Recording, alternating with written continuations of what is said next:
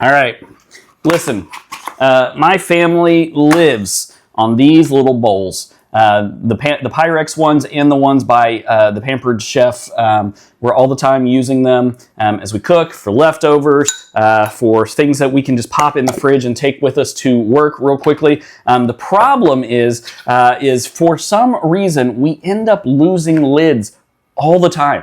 Like, I don't understand where they go. I don't understand if the dishwasher eats them, if someone accidentally is throwing them away at work, if they're going to people's houses and the bowl comes back, but the lid doesn't. If you suffer and have a very similar situation, these are going to be your absolute best friends.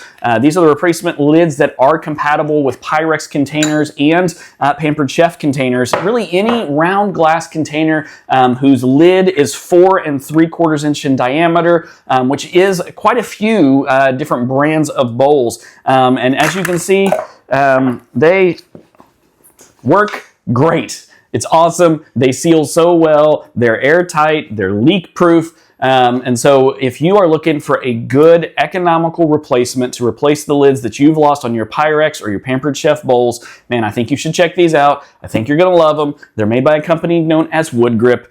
Check them out.